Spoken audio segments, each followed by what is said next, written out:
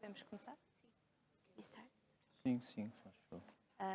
Boa tarde, bem-vindos a esta sessão. Antes de mais, o meu nome é Sofia Jesus, sou jornalista da TDM Rádio Macau. Não se está a ouvir? Já está? Ok. Antes de mais, deixem-me agradecer ao Dr. Rui Cunha e à Fundação por ter organizado este evento e também à Dra. Vera Raposo e pela oportunidade de estar aqui hoje como moderadora. Como sabem, esta sessão visa debater a proposta do Governo para uma futura lei de procriação medicamente assistida em Macau. É uma proposta que esteve em consulta pública entre inícios de dezembro e meados de janeiro. O Governo já disse que recebeu mais de uma centena de opiniões sobre durante esta consulta pública, está agora a analisá-las. Apesar da consulta já ter terminado, obviamente o tema não se esgota no período formal da auscultação feita pelo Governo e de resto há muitas questões para debater, como teremos a oportunidade de ver aqui, portanto acredito que esta sessão faz todo o sentido de acontecer aqui e agora. Connosco temos convidados que certamente nos vão ajudar muito a perceber melhor o que é que está em causa nisto da procriação medicamente assistida, que envolve questões do foro jurídico, também do foro médico, obviamente, e também ao nível da ética, da deontologia. Enfim, é um assunto muito rico. Começo por apresentar o Dr. Wong Keong, que é conhecido por muitos aqui em Macau. É formado pela Universidade de Jinan, em Cantão, mas fez a especialização em obstetrícia em Portugal, na maternidade Alfredo da Costa. É também vice-presidente da Associação de Obstetrícia e Ginecologia de Macau. Trabalhou mais de 20 anos no Centro Hospitalar Conde de São Januário, exerce atualmente funções no setor privado. O seu principal trabalho é a obstetrícia, também trabalha na triagem e diagnóstico pré-natal, especialista também em diagnóstico de malformação fetal e pronto, é uma figura bastante conhecida também aqui em Macau. Connosco está também a Dra. Vera Raposo, que também muitos de vós conhecem. É jurista, professora, é também coordenadora da licenciatura de Direito em Língua Portuguesa na Universidade de Macau e é especialista em Direito Médico. Mestre em Ciências Jurídico-Políticas pela Universidade de Coimbra, tem uma pós-graduação em Direito Médico, também pela Universidade de Coimbra, e uma tese de doutoramento na mesma universidade, precisamente sobre esta questão da procriação medicamente assistida, em concreto sobre a legislação portuguesa. A doutora Vera Raposo, no passado, trabalhou num escritório onde era consultora para a área da saúde. É também investigadora do Centro de Direito Biomédico em Coimbra e também investigadora do Centro de Direitos Humanos, também na Universidade de Coimbra. Connosco está também, através de uma ligação via Skype, e desde já agradeço, a partir de Portugal, o Dr. Vladimir Silva, que é diretor do Laboratório de Procriação Medicamente Assistida na Ferticentro, que é uma clínica privada em Portugal, que trata casos de infertilidade.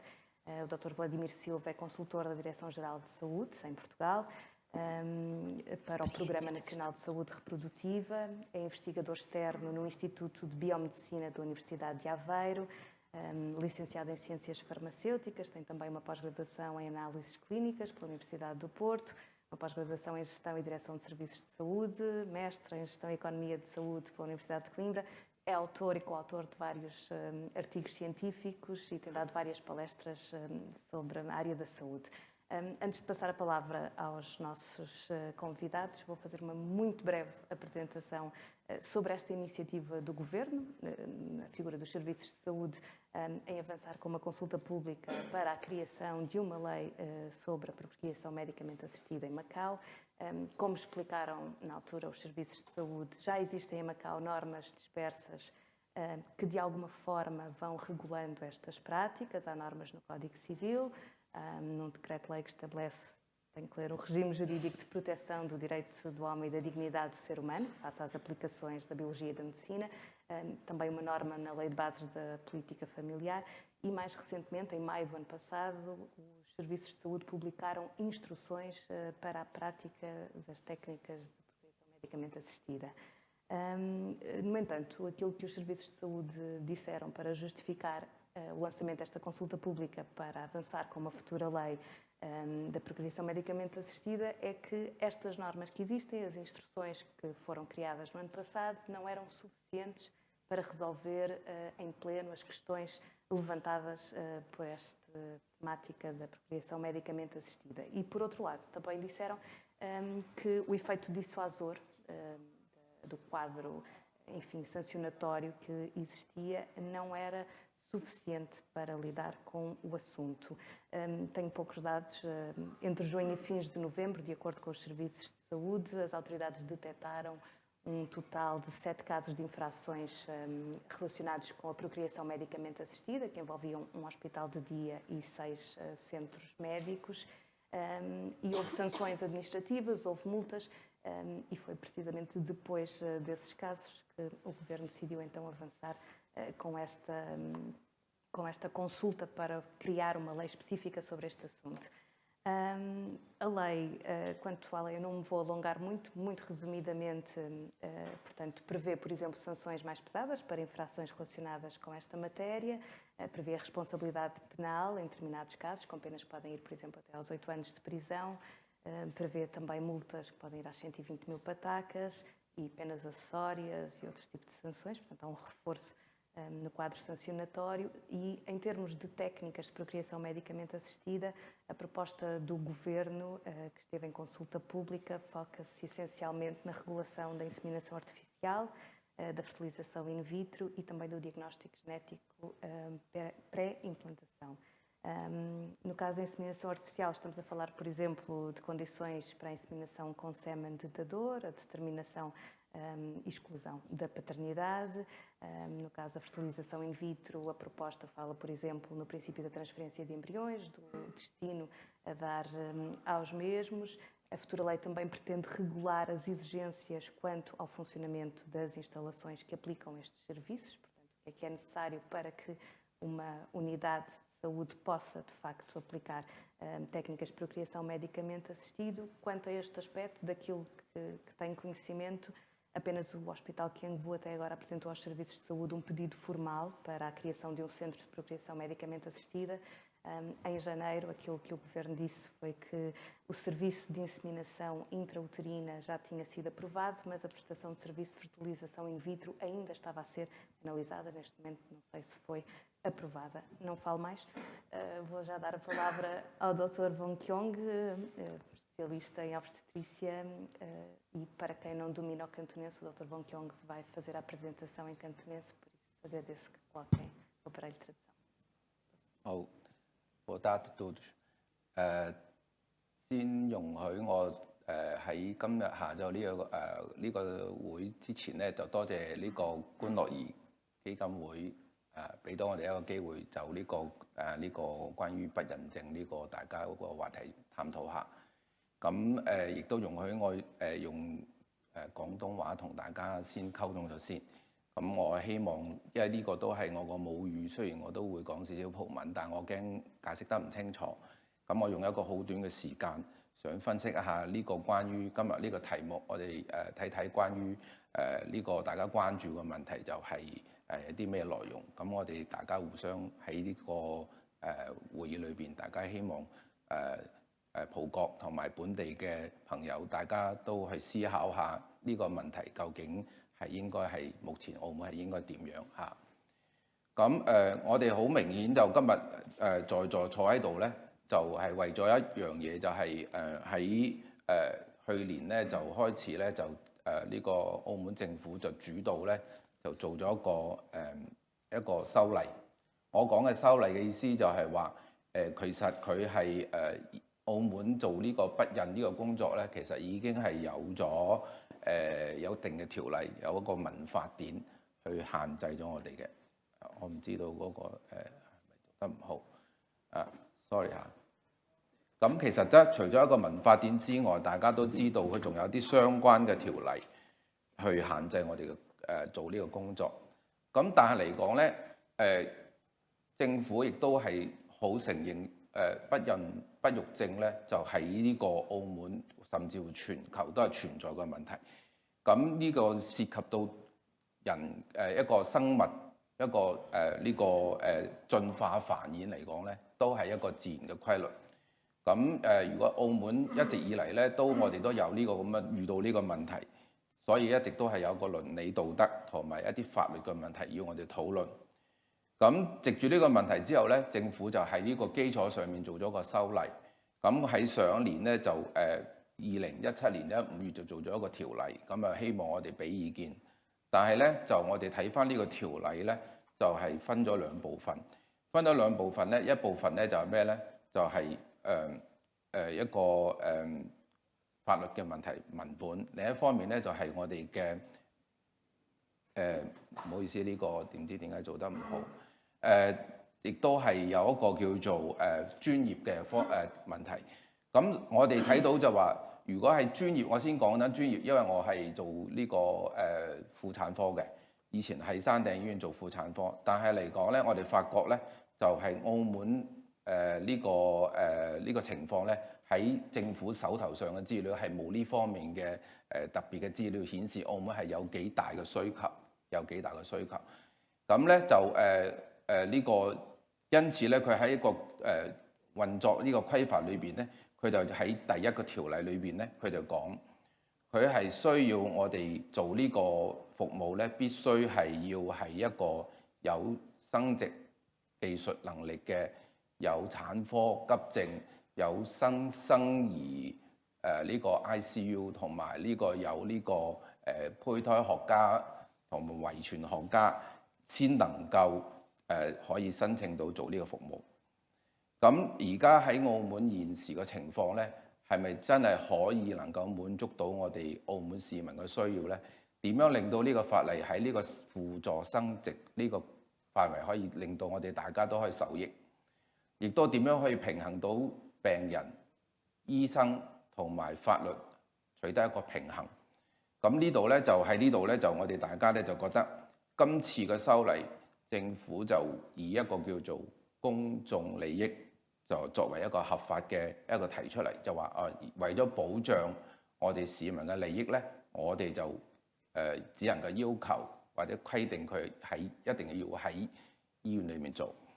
咁事實上咧，澳門咧就冇呢個資料。剛才提到，咁我哋就睇返聯合國世界衛生組織，就喺呢個美國嗰邊亦都係有個資料，即係話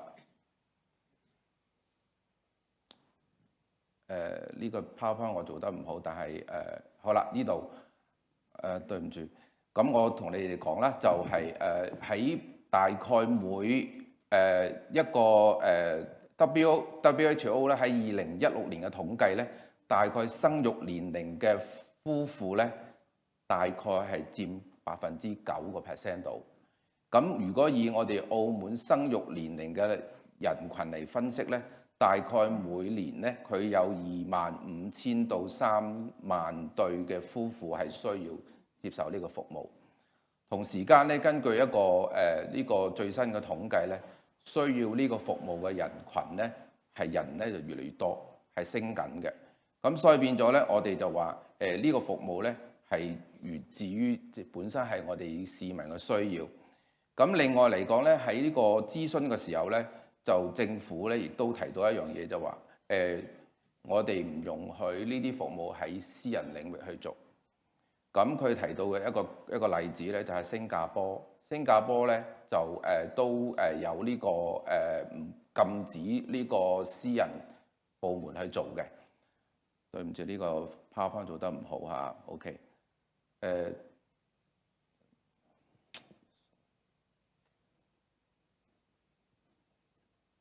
我之前有個PDF 嘅，應該 sorry， 應該係呢個。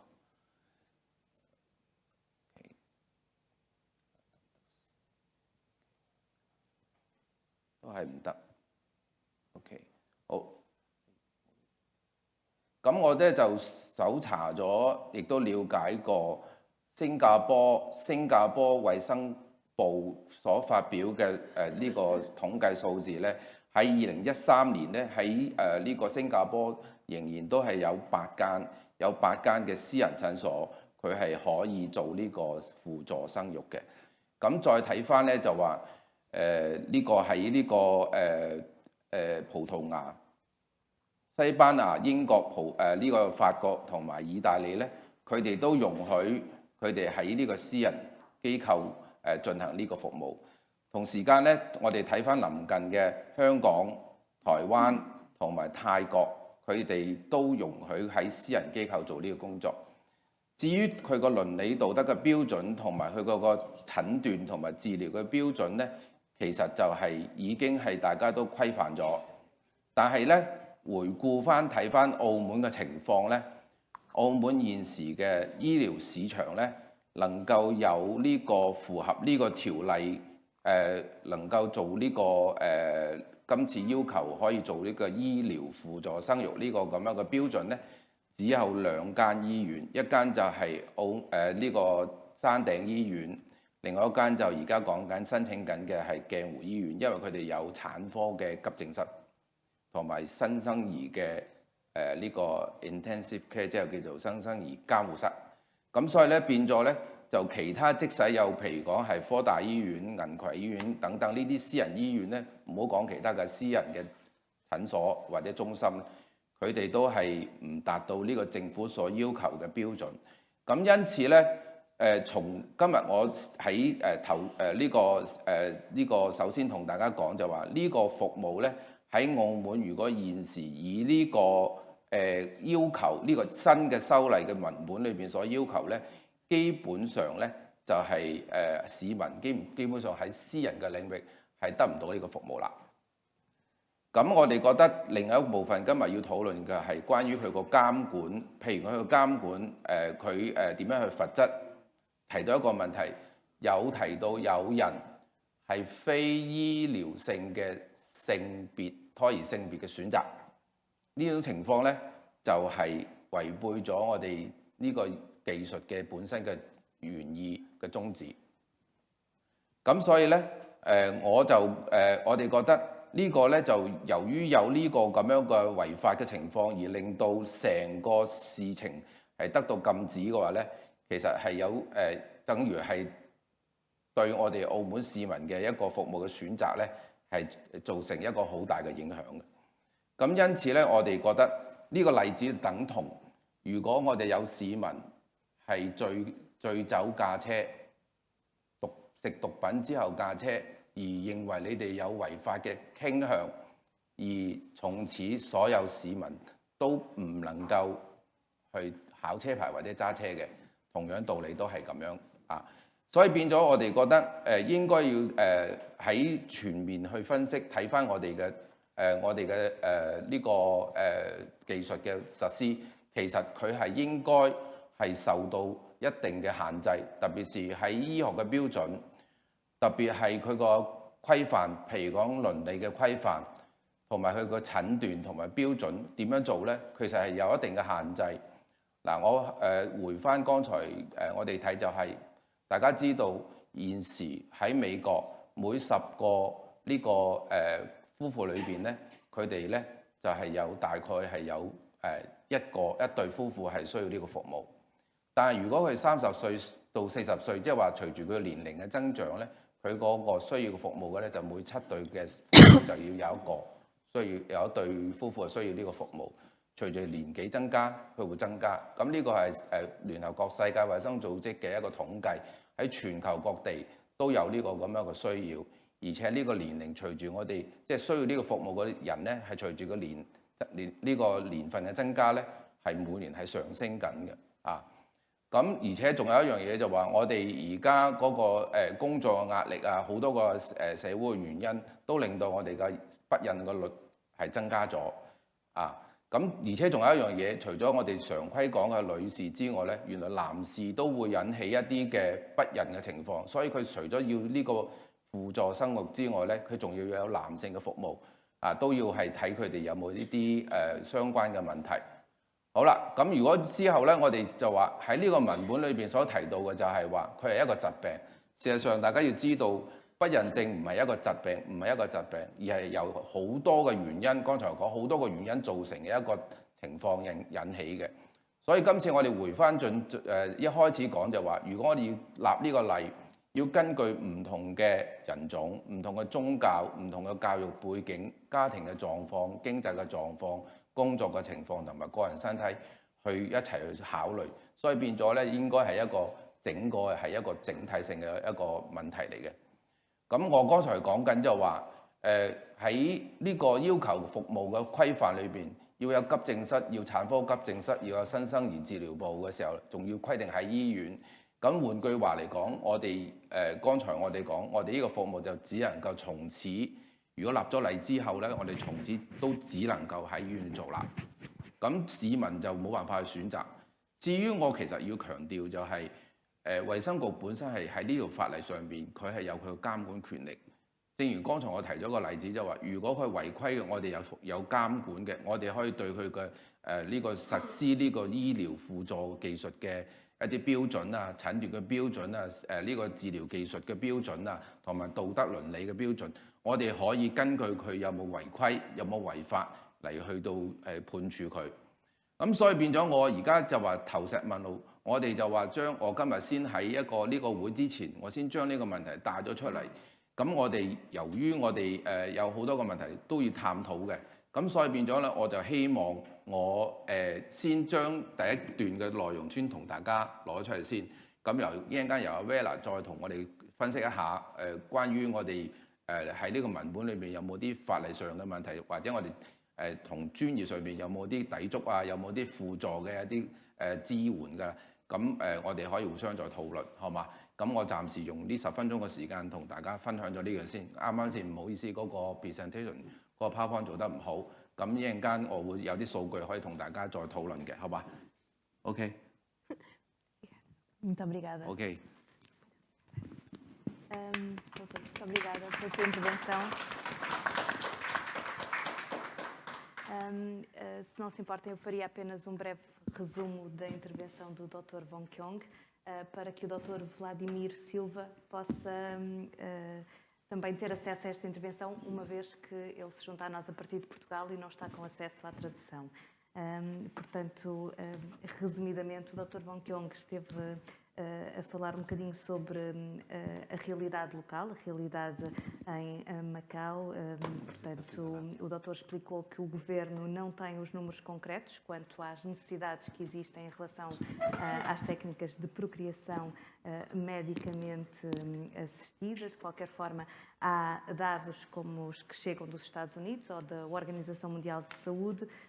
O doutor citou uma estatística de 2016 que diz que 9% da população necessita de serviços de procriação medicamente assistida, e são valores que estão a aumentar constantemente, de acordo com o Dr. Wong Keong.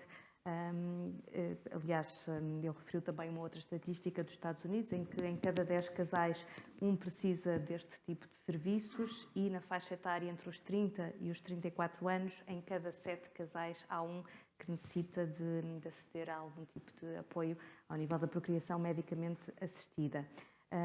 Em relação a esta proposta do Governo de Macau para legislar a procriação medicamente assistida, o Dr. Wong Keong referiu que, no fundo, esta proposta de lei limita as entidades que podem oferecer estes serviços de procriação medicamente assistida aos hospitais, em concreto ao Centro Hospitalar Conde São Januário e ao Kiangvu.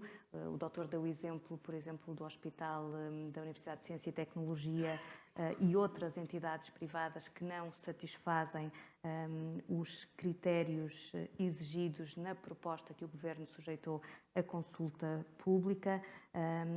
Sendo assim, disse o Dr. Wong Keong, os cidadãos não têm a oportunidade de recorrer a serviços de procriação medicamente assistida em entidades privadas de saúde em Macau. Por comparação, o doutor deu alguns exemplos aqui na região. Por exemplo, em Singapura, em 2013, existiam 8 entidades de saúde privadas com este tipo de serviços. Deu também o exemplo da realidade em Portugal, Espanha, França, Itália, onde também entidades privadas oferecem este tipo de serviço, e também em Taiwan, também em Tailândia, e salientou que os critérios estão padronizados. Portanto, existe essa prática e os critérios estão uniformizados. Em relação à necessidade da procriação medicamente assistida, o Dr. Wong Kyong sublinhou que ela aumenta com a idade e que, portanto, é um problema que afeta muitos casais e que há também muitas pessoas preocupadas com a questão da infertilidade. Referiu também que há vários fatores, com aquilo que se pode definir como o facto de uma pessoa não conseguir constituir a família, portanto, várias situações que são precisas ser pesadas e ser tidas em conta, mas volto a referir que depois desta lei, este tipo de serviços em Macau, de acordo com aquilo que está proposto, o documento que é conhecido neste momento, só deverá ser feito, este tipo de serviço só deverá existir nos hospitais. É um breve resumo daquilo que o Dr. Wong Kyong disse aqui. Passava agora a palavra à Dra. Vera Raposo, que nos vai dar conta dos aspectos mais jurídicos que envolvem esta questão da procriação medicamente assistida. Muito obrigada, Sofia. Muito obrigada por estarem aqui para a discussão de um tema que é muito técnico e, portanto, admito que seja uma espécie de um nicho de mercado aqui no plano jurídico e médico, mas que não deixa de ter a sua importância.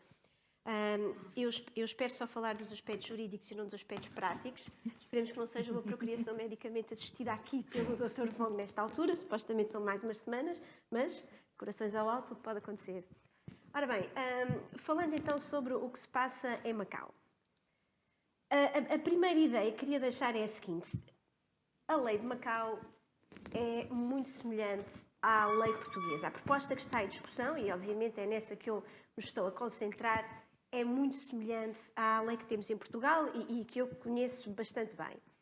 Nomeadamente, a lei que temos em Portugal antes das últimas revisões, que ocorreram agora muito recentemente, e que foram revisões que basicamente surpreenderam muita gente, porque foram revisões que no plano europeu criaram uma lei que é particularmente liberal e, portanto, para quem pelo menos sabe as minhas opiniões, particularmente ao meu gosto, porque eu tenho uma perspectiva particularmente liberal destas matérias. Há duas coisas que eu gosto muito na lei portuguesa e, por conseguinte, também gosto na lei de Macau, embora na lei de Macau se apresentem aqui algumas fragilidades. A primeira, é uma lei muito adequada ao estado da arte da ciência, ou seja, muito up-to-date, admite técnicas que noutras jurisdições ainda estão a ser discutidas, nós admitimos-las em 2006, que é a data da lei portuguesa, e é uma lei que deixa boa parte das decisões ao juízo dos médicos que no caso concreto seguem os pacientes, o que eu acho que é imprescindível. Não pode ser o legislador ou uma entidade abstrata a decidir matérias como, por exemplo, quantos embriões transferir para um útero, tem que ser o médico que acompanha o paciente de acordo com as concretas condições do paciente. Por outro lado, é uma lei que, no geral, nos aparece despida de pudores moralistas. E eu digo isto porque nesta matéria, quando se mete reprodução e quando se mete ciência, é muito fácil que o legislador ceda à tentação de se deixar seduzir por uma certa ideia de moralidade e de religião, que pelo menos em certas comunidades, obviamente, granjeiam sempre muito apoio. E o que é certo é que Portugal, sendo um país muito religioso, curiosamente tem uma lei que tenta ser o mais neutral e liberal nesta matéria. Portanto, são dois pontos que eu sempre gostei muito na lei portuguesa. E depois há uma outra razão que eu acho que explica o sucesso da nossa lei em Portugal e que se prende não tanto com o conteúdo da lei, mas com a forma como ela é controlada e até, vou dizer, regulamentada. Desde logo, nós temos em Portugal uma entidade que é o CNEV, Conselho Nacional de Ética para as Ciências da Vida, e que não tendo poderes mandatórios, aquilo que diz é meramente orientativo, acaba por ter um grande poder de facto nos seus pareceres. Todos os seus pareceres são públicos, podem ir ao site deles, descarregá-los, têm pareceres sobre todas as questões relacionadas com a bioética, inclusivamente sobre estas matérias. Em Macau parece que existe um CNEV, ou seja, vem previsto na lei mostrar uma norma. Eu não sei se funciona, nunca vi nenhum parecer do CNEV. Nesta parte da proposta de lei parece que a certa altura se fala lá da intervenção do CNEV, mas o que é certo é que se alguma houve foi secreta, porque nenhum de nós, tanto quanto sei, sabe o que é que foi dito sobre esta lei. Mas, sobretudo, o que nós temos em Portugal é aquele conselho, que eu nem vou dizer a sigla, porque nem se consegue dizer, é o Conselho Nacional de Procriação Medicamente Assistida, um organismo específico para fiscalizar, regulamentar, esclarecer, controlar tudo o que tem a ver com a procriação medicamente assistida, seja no setor público, seja no setor privado. Não é uma particularidade portuguesa, em muitas outras jurisdições, Espanha, Inglaterra, existe um organismo deste tipo, profissionais especializados, multidisciplinares, e devo dizer que têm feito um trabalho notável. Não que eu concorde sempre com as decisões do Conselho, portanto, há algumas que eu eventualmente já discordei publicamente, e portanto temos esta relação, mas é um trabalho muito meritório para esclarecer matérias que o legislador não soube esclarecer, que os tribunais obviamente não saberiam esclarecer, e com isto evitar muitos litígios em tribunal. Ora bem, como vão ver, um dos problemas é que um órgão deste tipo está ausente na lei de Macau, e isto faz-me antever que depois haja problemas com a execução da lei, por muito perfeita que a lei venha a ser. Ora, há duas grandes soluções da lei de Macau que são distintas da portuguesa, mas que são soluções que, no essencial, até foram introduzidas nas últimas revisões. Uma prende-se com os beneficiários das técnicas. Este é o nome que nós damos, enfim, nós, ou seja, a lei dá aos pacientes, às pessoas que vão usar as técnicas de PMA. Em Macau só se admitem pessoas casadas. Em Portugal, desde sempre se admitiu casamento ou uniões de facto de sexo diferente. Nós sempre tivemos uniões de facto do mesmo sexo. E nesta recente reforma da Lei 17 de 2016 veio-se inclusivamente permitir que qualquer mulher, independentemente do seu estado civil e da sua orientação sexual, ou seja, singular, em casal, casada, em casal, união de facto com homem ou mulher, qualquer mulher usa as técnicas de PMA. Eu compreendo que em Macau, porventura, esta solução poderia não ser a mais adequada. A sociedade macaense é diferente da portuguesa, é bem mais conservadora. Portanto, dou de barato que, porventura, isto era uma solução que não seria aplicável em Macau, mas do estrito ponto de vista de direitos fundamentais, e nós estamos a falar de direitos fundamentais, de direitos humanos, como são o direito à reprodução, seria a solução mais adequada. A outra alteração é que, no caso da lei de Macau, os contratos de gestação, vulgarmente chamado maternidade de substituição, ou ainda mais vulgarmente barriga de aluguer, são proibidos. Já o eram anteriormente no Código Civil, não é novo, agora aparecem criminalizados em algumas situações.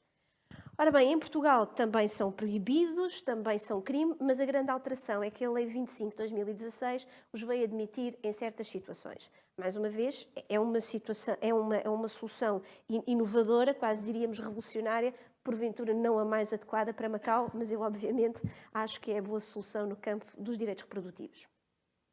Falando agora de questões que gostava de discutir convosco.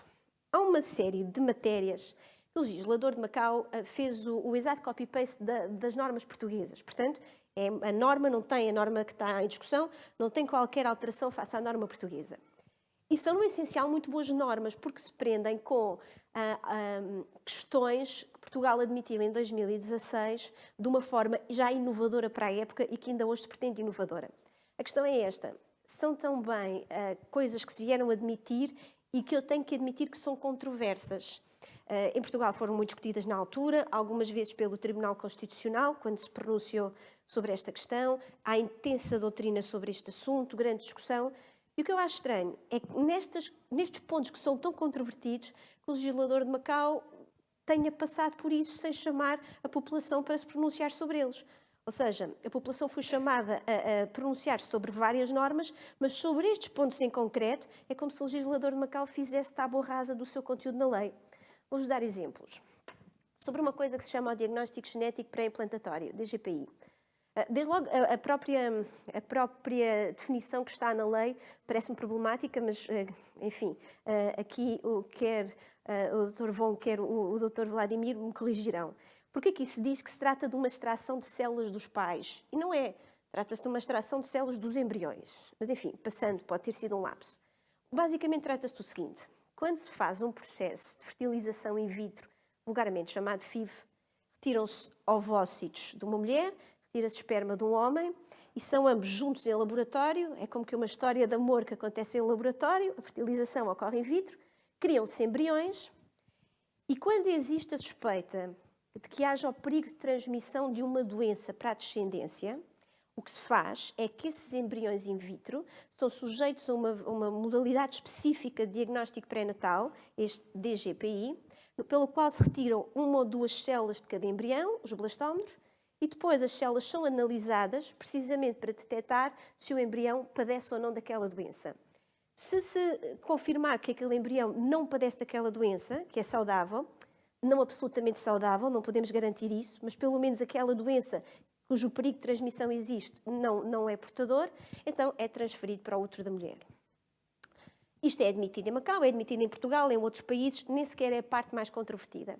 A parte mais controvertida vem na segunda parte da norma, quando se diz que este procedimento também pode ser usado quando, e vou ler a lei, seja ponderosa a necessidade de obter grupo humano leukocyte antigen compatível para efeitos de tratamento de doença grave. O que é isto? A primeira vez que se escreveu em Portugal sobre esta questão, o primeiro artigo, um artigo muito simples, obviamente, foi escrito por mim, pelo meu colega André Pereira, do Centro de Direito Biomédico, e quando chegámos a esta norma, nós não sabíamos o que é que isto era. E pensámos, e investigámos, e fomos falar com o legislador, com um dos legisladores, e chegou-se à conclusão, e parece que é efetivamente assim, foi a interpretação que sedimentou, que isto vem admitir, esta parte da norma vem admitir uma coisa vulgarmente chamada bebê remédio ou bebê medicamento, em inglês, savior sibling. Trata-se de utilizar o diagnóstico genético pré-implantatório não apenas para identificar qual ou quais dos embriões in vitro são saudáveis, mas mais do que isso no segundo momento, para identificar qual ou quais podem funcionar como um dador de material biológico para uma pessoa previamente existente que está a morrer. Ou seja, estamos a criar um dador. Eu tenho ali aquelas fotografias das crianças. A Molly Nash tinha anemia de Fanconi, o Zayn Hashimi tinha beta-talassemia, o Charlie Whittaker tinha uma forma gravíssima de anemia e todos estão vivos hoje por causa do bebê medicamento. Basicamente, esta pessoa que eu digo que está a morrer é sempre um irmão. Há uma família que tem uma criança que está a morrer, uma doença letal, fatal, precisa urgentemente de um dador de material biológico, usualmente medula, não o encontram. Muitos pais o que fazem é, na tentativa de obter um dador, que em regra pode ser um irmão, tentam ter um filho pela via natural, ou seja, coital, cruzam os dedos para que o filho A seja saudável, B seja compatível com o irmão. A probabilidade disto acontecer é, por vezes, mínima. Ou então fazem um diagnóstico genético pré-implantatório, conseguem um dador saudável.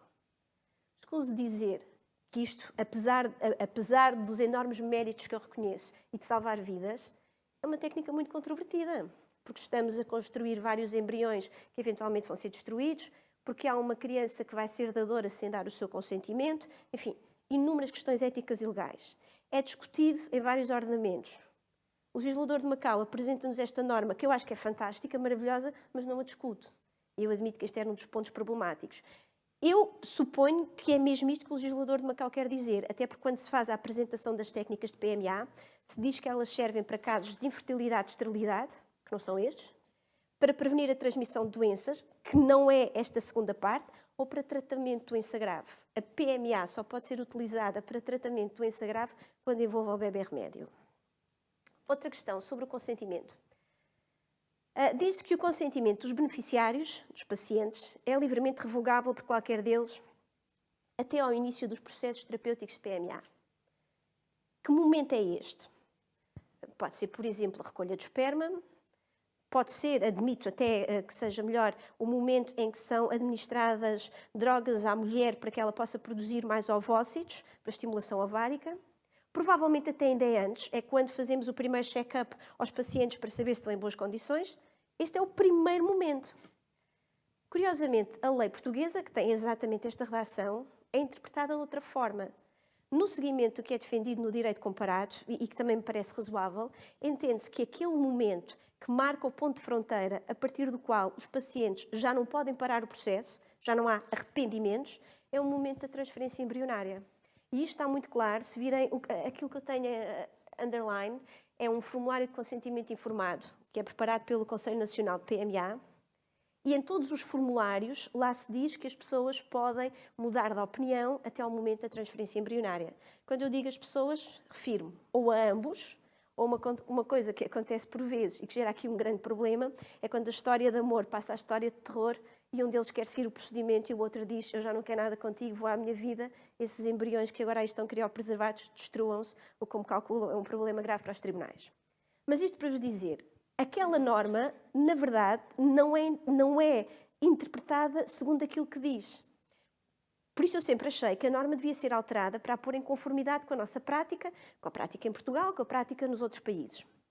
O legislador de Macau utiliza a norma nesta versão que, como digo, em Portugal não tem qualquer reflexo na nossa vida prática, portanto não sei qual é a interpretação que o legislador de Macau lhe quer dar. Outra questão sobre o destino dos embriões criopreservados. Nem todos os embriões que são gerados in vitro podem ser transferidos para o útero da mulher. Existe um número máximo, enfim, digamos que este espaço tão pequenino não foi feito para alojar muitos embriões. É normal que haja os chamados embriões sedentários, são criopreservados. Tem ali uma fotografia de embriões criopreservados, vulgarmente congelados. O que é que acontece se esses embriões não são utilizados durante um determinado período de tempo, que segundo a lei de Macau são 5 anos?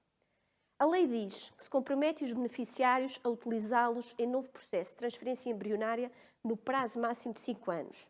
Mais uma vez era a lei portuguesa, embora nós tivéssemos o prazo de 3 anos. A grande questão e o problema que nós tivemos em Portugal e que mesmo hoje, com uma alteração da lei, continuamos a ter, e de certeza que o Dr. Vladimir vos pode falar desta matéria, porque falámos várias vezes sobre este problema, é o que é que acontece quando chega ao final do prazo e os beneficiários das técnicas, os progenitores biológicos dos embriões, desaparecem do mapa, deixam de pagar a criopreservação, não respondem às cartas da clínica e, portanto, não dizem se afinal querem os embriões destruídos, o que é que vamos fazer com estes embriões? A prática, pelo menos até há pouco tempo, até à última conversa que eu e o Dr. Vladimir tivemos, era que as clínicas tinham medo de destruir os embriões. Como certamente eu diria às clínicas para não destruírem se fosse advogada deles.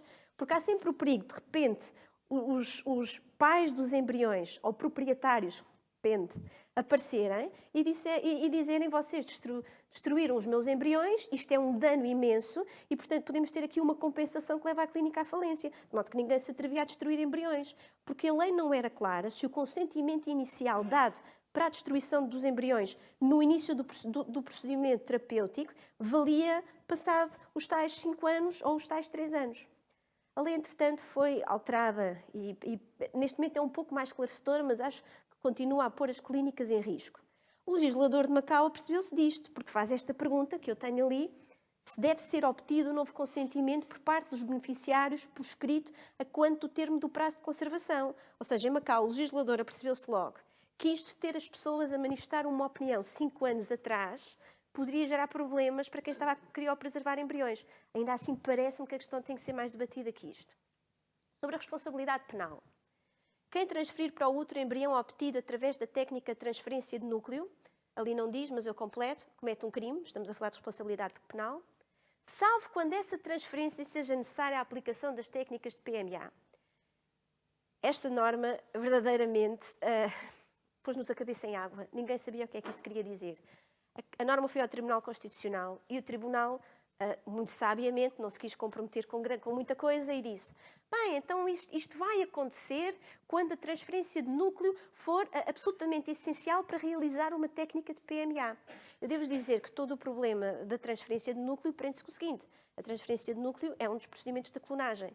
Portanto, nós estamos a proibir a clonagem reprodutiva, mas abrimos uma pequena exceção para um caso específico em que um processo típico da clonagem reprodutiva pode ser admitido. E quando é que isso acontece? Ora bem, eu tenho defendido, e não apenas eu, alguns de nós temos defendido, que esta exceção se refere a uma coisa que pode ser conhecida como transferência de núcleo, chama-lhe o legislador, ou transferência citoplasmática, ou transferência de mitocôndrias. Há quem lhe chame o processo de criação da three-parent family, a família dos 3 pais. É o nome que está ali. Parece-me errado. Mas o que é certo é que estamos a criar uma criança com material genético de 3 pessoas. O cenário é este. Há uma mulher que tem uma doença passível de ser transmitida à descendência. Essa doença encontra-se nas mitocôndrias, ou seja, o ovócito é uma célula, e peço desculpa se ter algum erro, mas aqui os meus companheiros mais técnicos corrigir-me-ão. O ovócito é uma célula, tem o núcleo, tem as mitocôndrias à volta, o citoplasma. Estas doenças estão no citoplasma. E, portanto, se a mulher tiver filhos com os seus ovócitos, transmite a doença. Há uma possibilidade, recorrer a um ovócito da doadora, perde a ligação genética com a criança. Qual é a outra possibilidade? É utilizar o núcleo do seu ovócito, seguindo aquele esquema. Esse núcleo é transferido para o ovócito previamente desnucleado de uma dadora e, portanto, fabricamos cientificamente um ovócito composto pelo núcleo de uma mulher e pelo citoplasma de outra mulher. Ou seja, tem ADN de duas pessoas. Claro que o ADN do citoplasma é uma coisa, é um resquício. A boa parte do ADN está no núcleo. Esse ovócito vai ser fertilizado pelo esperma do elemento masculino do casal, nasce um bebê saudável, ligado geneticamente a ambos os pais, família feliz. Isto é muito controvertido. É proibido na maior parte das jurisdições. No Reino Unido foi recentemente autorizado no meio de grande controvérsia. Não vou aqui prolongar, mas há quem fale da violação do direito à identidade genética, destruição do pool genético da humanidade, violação da dignidade humana, blá, blá, blá, blá. Eu acho que é ótimo, criar pessoas saudáveis é sempre bom, mas tem que ser discutido. O legislador de Macau não faz qualquer pergunta à comunidade sobre isto, portanto, eu não sei se o legislador se apercebeu que era isto que estava a permitir, porque a norma é tudo menos clara. É isto que eu quero dizer, a norma não é clara naquilo que está proibido e permitido. E depois há outras questões que eu tenho dúvidas quanto à solução em Macau pelo seguinte: não são normas que sejam uma cópia fidedigna da lei portuguesa, foram normas alteradas e quando ou lida a norma sozinha ou em conjunto com outras, acho que gera soluções que não são imediatamente perceptíveis. Mas também posso ser eu que não estou a entender a lei, é sempre uma possibilidade. Por exemplo, no que respeita à inseminação artificial com sêmen de dador, diz-se que ela só pode ser feita com sêmen de dador quando não possa obter-se gravidez através da inseminação com sêmen do marido. Ou seja, o marido é infértil, é estéril. Mas um dos grandes motivos pelos quais se pode recorrer a sêmen de dador é que haja o perigo do marido, podendo embora ter filhos, transmitir uma doença à descendência. Esse é um dos grandes motivos pelos quais utilizamos dadores. A lei não fala disto, portanto eu pergunto, o legislador de Macau só admite o sêmen de dador na infertilização artificial se o marido todo não puder ter filhos? É isto que se quer dizer? Não já quando houver o perigo de transmissão de doença? Não sei, devia ser esclarecido. Sobre o uso de dadores. Só nas normas sobre inseminação artificial se faz referência ao uso de dadores. Necessariamente masculinos. Basicamente, a inseminação artificial é pegar no esperma de alguém, o homem do casal, o elemento masculino do casal ou um dador, e inseminar a mulher, injetar a mulher, por assim dizer, em linguagem vulgar, com esse esperma. Não se fala na parte relativa à fertilização in vitro do uso de dadores. Então eu pergunto, só pode haver dadores na inseminação artificial, na fertilização in vitro? Mas se assim é, quando é que se pode utilizar uma doação de ovócitos? Porque a lei fala também em doação de ovócitos.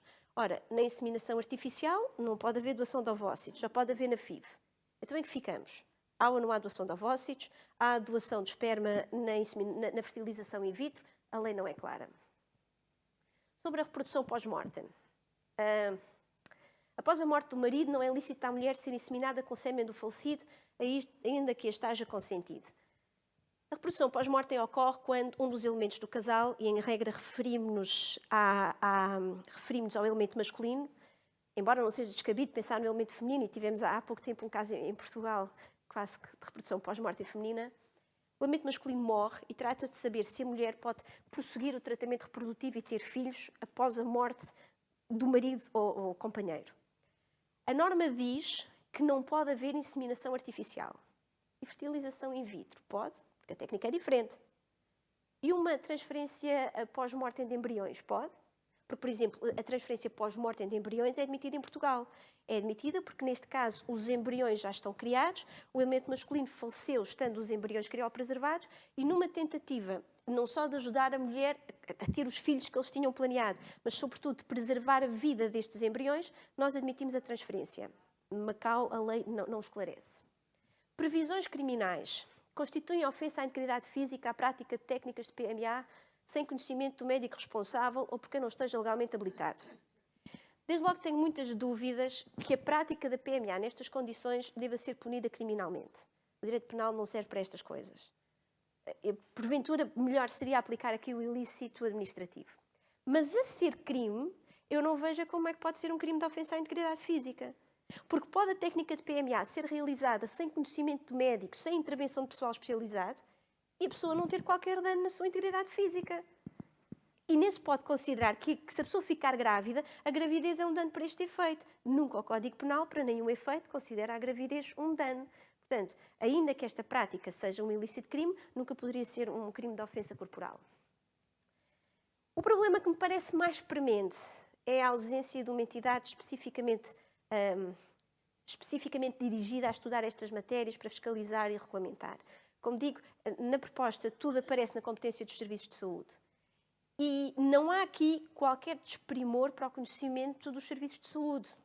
Não há qualquer desconfiança quanto ao seu conhecimento jurídico. Não tenho motivos para desconfiar. Só que em todos os países há uma competência específica de gente própria e habilitada e que só estuda estas matérias, porque isto é muito específico. Portanto, com todos os conhecimentos jurídicos de bons juristas que há nos serviços de saúde, não me parece que seja a entidade mais adequada para regular uma questão que é tão específica e que nem pode estar só na mão de juristas, nem só nas mãos de médicos, tem que envolver eticistas, sociólogos, filósofos, porque são questões complexas. Termino, já vou longa, mas termino querendo também chamar a atenção para um ponto-chave para a discussão que aparece na proposta em discussão. A certa altura, o legislador faz-nos esta pergunta. Quanto à utilização de técnicas de PMA, acha que deve ser valorizado o bem-estar da criança nascida ou a vontade de procriação dos beneficiários? Eu, pessoalmente, acho que a questão está mal feita. Para já não há aqui uma vontade de procriação dos beneficiários. Isto não é uma vontade, como uma vontade de ir à casa de banho, uma vontade de vestir uma camisola, não é um capricho, não é um desejo, não é uma coisa fútil. Isto é um direito das pessoas. É um direito reconhecido por vários tribunais. E é um direito humano. O Tribunal Interamericano de Direitos Humanos, em 2012, condenou o Estado da Costa Rica por violação dos direitos reprodutivos das pessoas, porque isto é um direito humano, porque proibiu a FIV. Portanto, estamos a falar de direitos, não é uma vontade. Também não sei se o melhor é falar o bem-estar da criança nascida, não é uma questão do bem-estar, é uma questão dos direitos da pessoa nascida. Por exemplo, o seu direito à historicidade pessoal, a conhecer quem são os seus pais, o seu direito a um património genético inalterado, o seu direito a um património genético saudável, enfim, uma série de direitos que podem aqui estar em causa. Parece-me que não é só uma dualidade, que devia ser um triângulo. Falta aqui outra parte. O respeito devido à vida humana não nascida. Porque os embriões in vitro são vida humana, não são pessoas, não têm direitos, segundo o nosso ordenamento jurídico, e bem, mas como vida humana merecem esse respeito. Temos aqui um triângulo. Não tenho a menor dúvida que neste triângulo o predomínio pertence aos direitos da criança assim nascida. Todas as soluções se devem nortear por isso e, na medida do possível, satisfazer, obviamente, os direitos reprodutivos das pessoas envolvidas. Agora, eu acho que temos de ter muito cuidado com uma coisa que eu assisti muito em Portugal.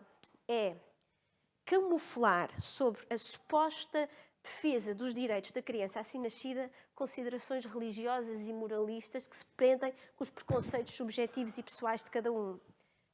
Qualquer pessoa sabe que não pode invocar preconceitos de moral e de religião para obstruir a realização de direitos fundamentais. E, portanto, vêm sempre com os direitos da criança nascida, nomeadamente a dignidade da criança nascida, porque, como os meus alunos sabem, a dignidade transformou-se naquela fórmula passe-partout que vale para tudo. Quando eu não sei o que é dizer, vem a dignidade e, basicamente, cai na discussão. Não pode ser assim. Aqui não entram questões relacionadas com moral e com a religião, com todo o respeito, pertencem a outra ordem de valores. E por isso, quando eu escolhi aquela fotografia do Gift from God, eu acho que foi propositado para dizer que, mesmo para quem acredite que nestas matérias há uma mão de Deus, nós podemos conseguir compatibilizar isto com a ciência, porque se Deus existe, este é o milagre da ciência. Se Deus existe, está na ciência, está na FIV, está em fazer nascer pessoas saudáveis, sem sofrimento, em fazer famílias felizes. E é para isso que as pessoas que trabalham em PMA, tenho aqui duas comigo, trabalham todos os dias. Muito obrigada. Obrigada, Vera. Temos aqui pano para mangas para o debate. Passava já a palavra ao Dr. Vladimir Silva, a partir de Portugal, connosco. Tem a palavra. Muito bom dia. Espero que me estejam bem. Não estamos Conseguem a ouvir muito ouvir-me? bem. Sim, agora sim. Não. Posso falar? Eu não sei se me estão a ouvir. Sim. Sim, muito bem. Então, muito bom dia. Eu começo... Desculpa, mas estou a ouvir próprio. Há pouco. Não estamos a ouvir muito bem, só um segundo. É? Não Talvez precisa... distanciando o microfone. Exatamente. Pronto. Então, agora eu estou a ouvir-vos muito bem. Espero que me Sim. estejam a ouvir. Agora sim. Sim, sim. Pronto. Muito bom dia mais uma vez. É um prazer estar aqui a falar. Agradeço muito quer à Fundação Rui Cunha, quer portanto, às pessoas, nomeadamente à professora Vera Raposo, que tiveram a gentileza de me convidar, a professora Filipe Guadalupe também. Pronto, o meu papel aqui é, no fundo, quase um espectador externo, ou seja, eu trabalho em Portugal, nós somos um país que tem uma lei muito parecida com esta que está agora a ser proposta para Macau. Temos, neste caso, uma vantagem, que são 12 anos de avanço da aplicação desta lei. E, portanto, aquilo que eu aqui hoje venho partilhar é um pouco a nossa experiência nestes 12 anos que já levamos de aplicação de regras muito semelhantes a estas e também vou destacar alguns aspectos que me pareceram, que me pareceram particulares na nova lei, na nova proposta de lei para Macau e também nas intervenções quer da professora Vera Raposo, quer do Dr. Juan. Pronto, o primeiro caso é que, de facto, Portugal é um bom exemplo. Portugal tem uma lei, como a professora Vera Raposo disse, é uma lei muito boa. Tivemos uma lei tarde, muitos outros países na União Europeia tiveram leis da PMA mais cedo. A nossa lei é de 2006 e recentemente teve teorias que fizeram com que seja, na minha opinião, provavelmente a lei mais adequada mesmo a nível europeu, do ponto de vista da proteção medicamente assistida, o que não quer dizer que seja perfeita, continua a ter vários problemas. Uma comparação que se faz muitas vezes, por exemplo, Espanha foi o primeiro dos países, assim, dos grandes países desenvolvidos a ter uma lei da PMA.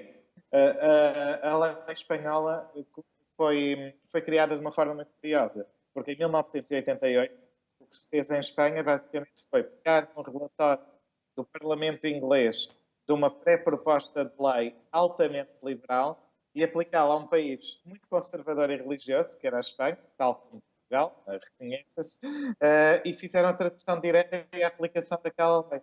E então, de um momento para o outro, Espanha teve uma lei muito liberal da proteção medicamente assistida e muito cedo, logo em 1988. Portanto, estávamos a falar de uma altura em que o primeiro bebê proveta português tinha nascido há 2 anos. Portanto, foi uma fase extremamente precoce.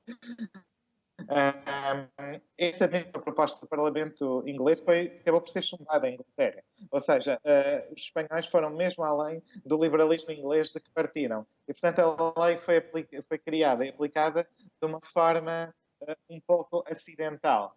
E, portanto, foi um processo ao contrário. Eu vinha preparado para dizer que acho que Macau deve ter uma lei também em função da sua cultura própria e daquilo que é a sensibilidade do seu povo, mas estou-vos a dar um exemplo em que aconteceu precisamente o contrário. O país que é considerado um caso de sucesso na medicina da reprodução, é um dos destinos a nível mundial da reprodução, que é a Espanha, acabou por ter uma lei completamente importada do exterior, completamente anacrónica, completamente sincronizada daquilo que seria provavelmente o sentimento global da população, mas que acabou por ser uma lei bastante eficaz, com bastante êxito, e Espanha hoje é, por exemplo, um dos países líderes mesmo na investigação científica a nível mundial na área da medicina da reprodução. Portanto, isto das leis acaba por ser também uma forma de potencializar o desenvolvimento mesmo da própria medicina num determinado país, que foi o que aconteceu em Espanha.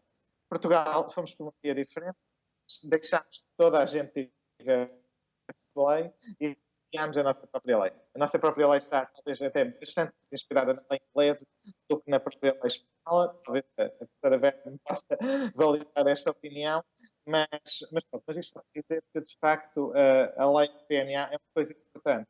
Sem ela, a não existência de regras acaba por criar um ambiente, não vou dizer selvagem, mas um ambiente regulado em que as pessoas não sabem muito bem o que fazer e ou optam pela postura preventiva de não arriscar demasiado, deixando porventura de fazer coisas que até seriam sensatas e, no fundo, acaba por vir muita gente dos sítios onde não há lei para os sítios onde há lei, porque lá é que podem receber os tratamentos mais diferenciados. Nós, em Portugal, por exemplo, na nossa clínica, recebemos bastantes doentes vindos de Macau e isso acontece precisamente dispomos de tratamentos que não existem em Macau, muito possivelmente não existe uma lei adequada a que estes possam passar a ser testados. Pronto, o principal aspecto que me chamou a atenção quando recebi esta proposta de lei foi, de facto, aquilo que a VEB também referiu, que é a falta de autoridade regulatória. Nós em Portugal temos o Conselho Nacional de Procriação Medicamente Assistida, o CNPMA, que é uma autoridade que acompanha muito perto a prestação dos serviços e que tem dezenas, provavelmente centenas, de deliberações e resoluções que respeitam aspectos que não são cobertos pela lei. Ou seja, uma lei, por mais perfeita que seja, nunca poderá ser exaustiva. É sempre necessário haver decisões de autoridades que dominem o tempo e que vão sempre acontecer coisas que não estão previstas. E, portanto, é preciso haver alguém com autoridade. Eu não sei se me estão a ouvir. Estão-me a ouvir bem?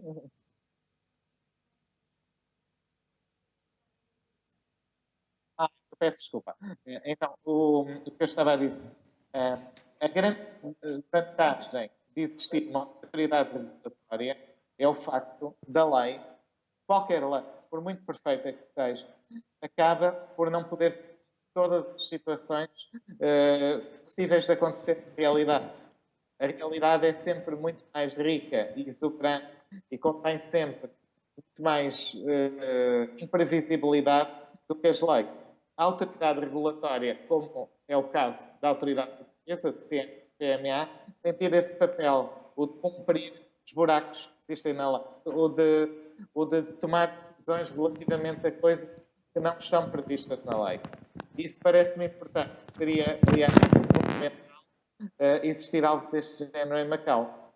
Fazendo, novamente, um paralelismo com outro país, por exemplo, em Espanha, também não existe uma autoridade nacional regulatória. O que existem são autoridades regionais. E nós vemos que a própria Lei Geral da Procriação Medicamente Assistida em Espanha acaba por ser aplicada de forma diferente nas diferentes províncias. Isso acaba por criar assimetrias regionais que não são justas. Inglaterra tem o mesmo problema.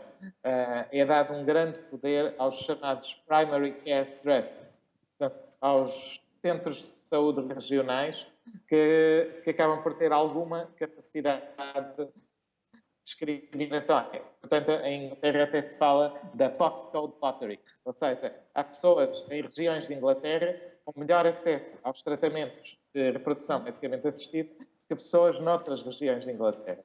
Portanto, o meu conselho para Macau, se é que a minha opinião vale alguma coisa, no fundo seria de se tentar criar uma autoridade que permitisse...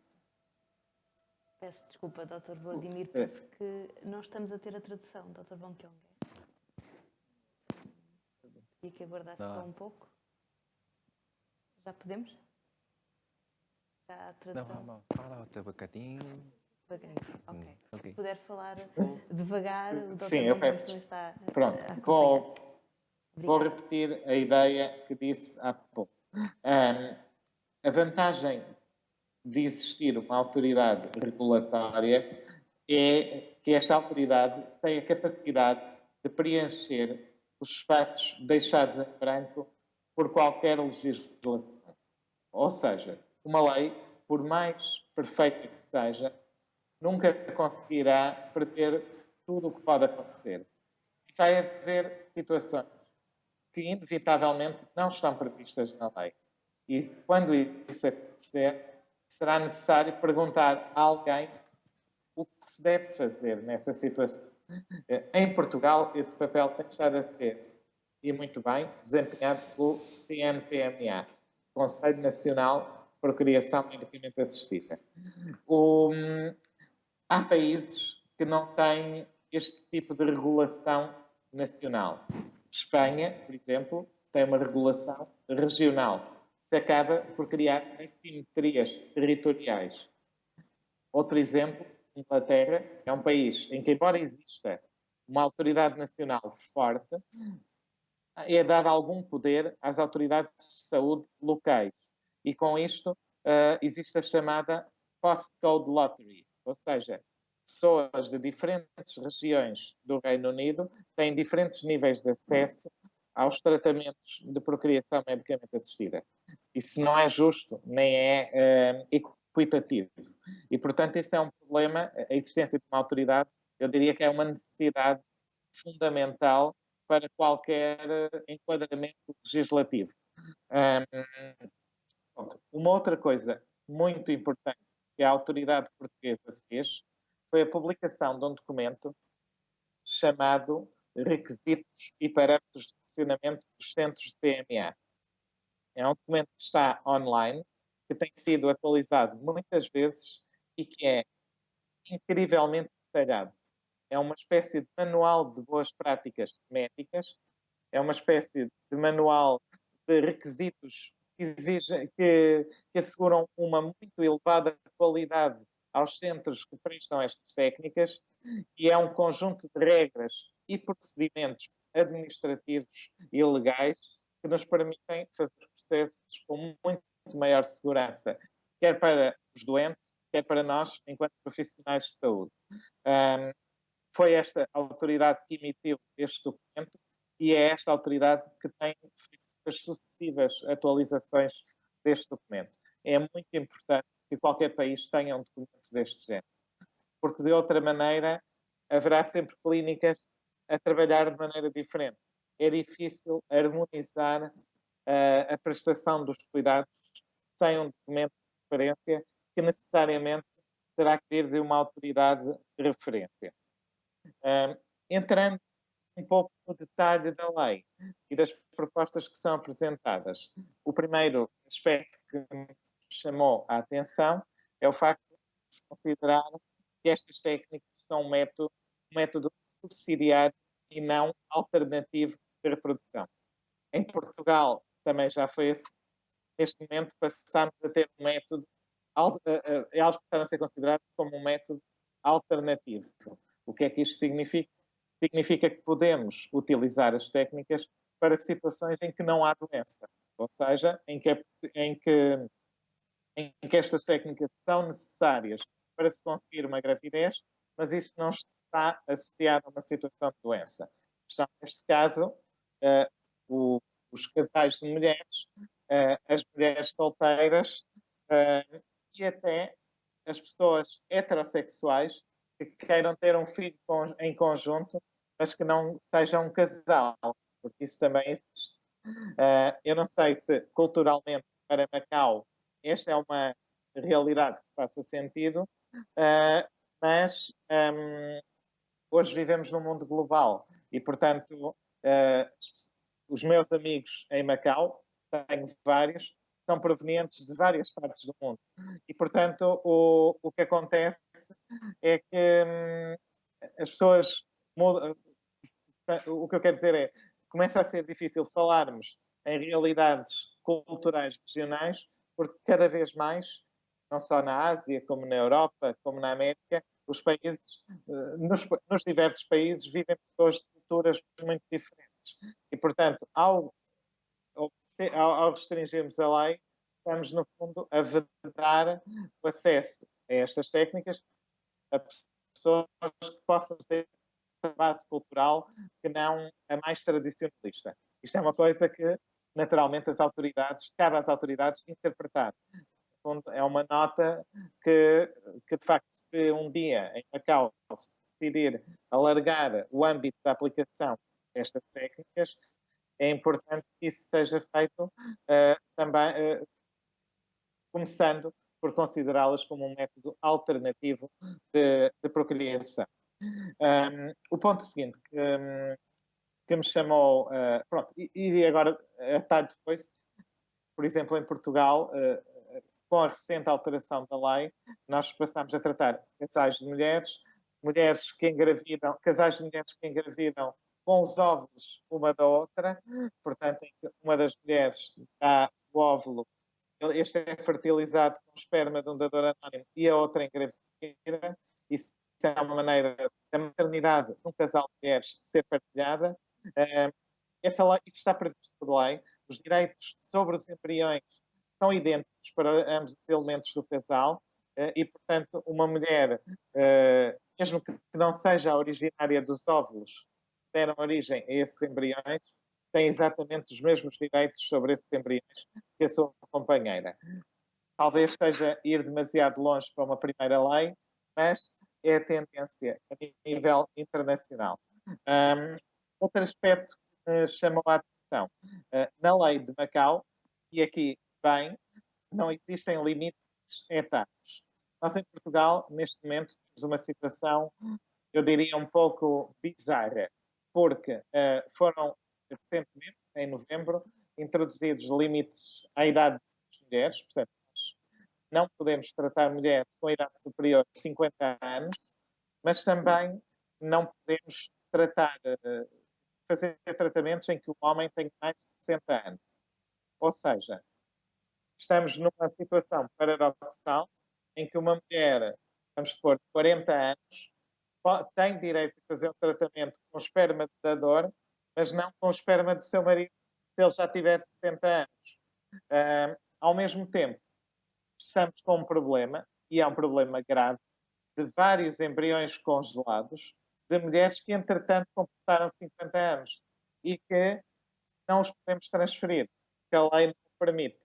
Ou seja, estamos a condenar estas pessoas a recorrer ao estrangeiro para fazer estas técnicas. É evidente que tem que haver sensatez, mas esta é, na minha opinião, claramente uma questão médica e não uma questão jurídica. Ou seja, tem que ser o médico, no âmbito da sua responsabilidade deontológica, a decidir se é seguro ou não uma determinada mulher ter uma gravidez. Pode ser extremamente arriscado uma mulher de 40 anos ter uma gravidez, se tiver uma patologia associada. Da mesma forma, pode haver mulheres mais velhas que tenham ainda condições para engravidar. Portanto, isto é uma decisão clínica.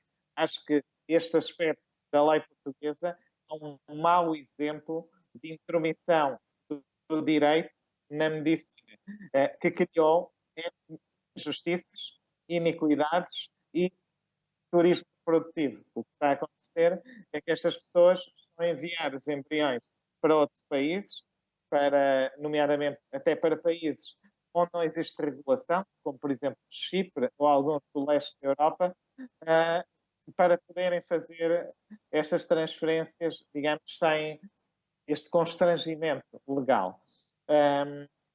Outra questão ainda que me parece interessante é que a lei macaense, esta proposta de lei, replica um erro da lei portuguesa, que tem a ver com a questão do anonimato dos jogadores. Isto é, na lei de Macau, tal como na lei de Portugal, é dito que os dadores são anónimos, e bem, na minha opinião pessoal, mas que em caso de haver uma intenção de casamento, duas pessoas que tenham nascido, por exemplo, por doação de esperma de uma determinada clínica, podem questionar a clínica para saber se são irmãs, se são provenientes do mesmo dador e, caso isso aconteça, o dador pode deixar de ser anónimo se o dador o consentir.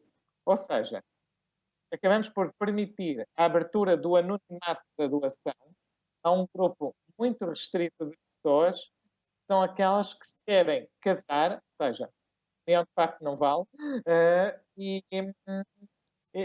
portanto, divulgando a intenção de se casarem e só se não forem irmãs. Portanto, acaba por ser uma situação um pouco estranha. Mais uma vez, tudo isto depois de se atingir a maioridade. Se a lei de Macau entrar em vigor em 2018, estamos a falar de algo que, no limite, poderá acontecer a partir de 2036.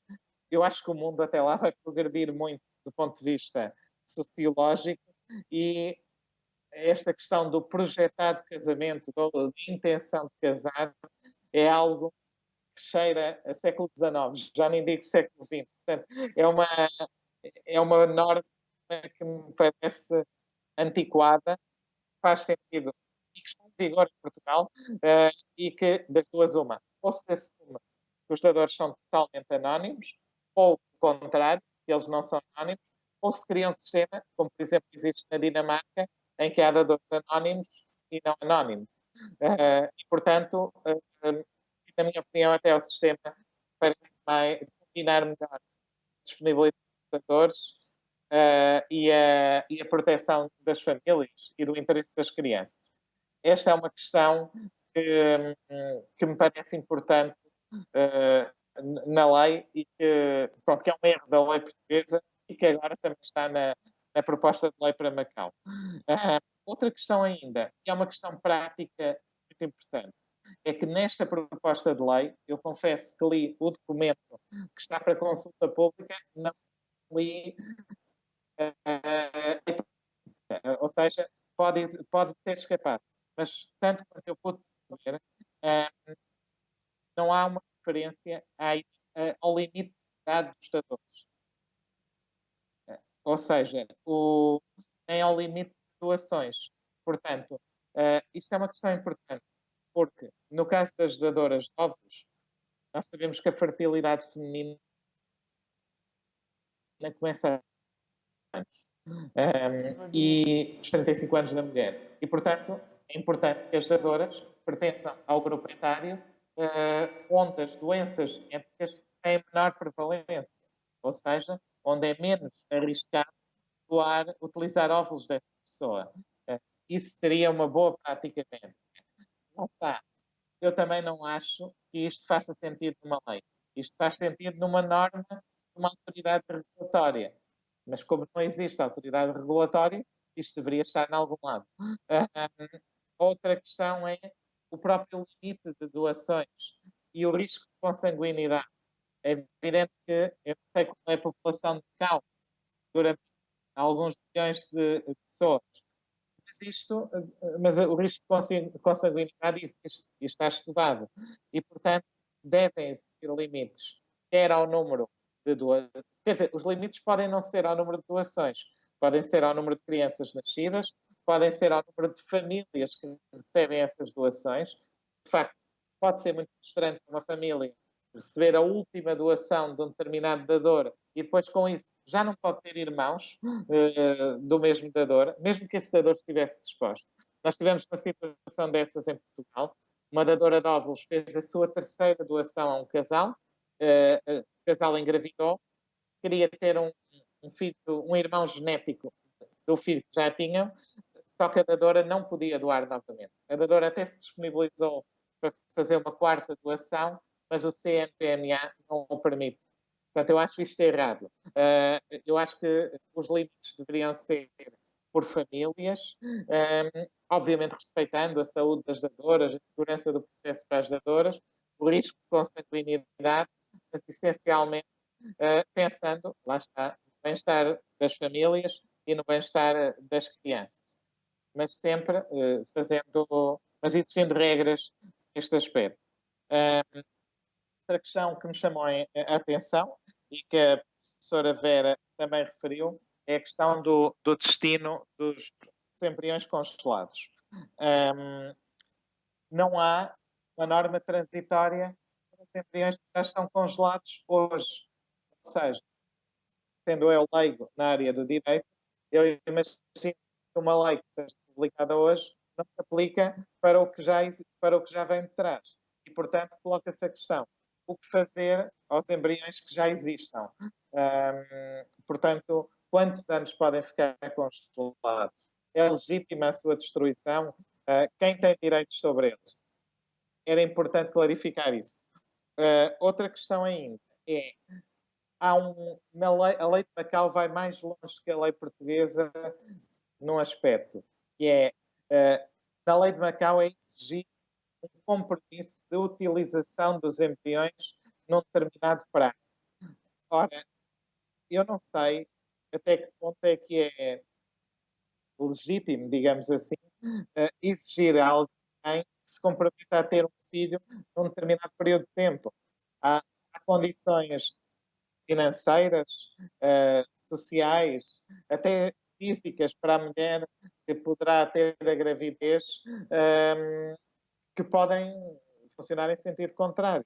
Portanto, alguém que congela embriões está automaticamente a comprometer-se a usá-los num prazo máximo de 5 anos, estará a assumir um compromisso que claramente não pode cumprir.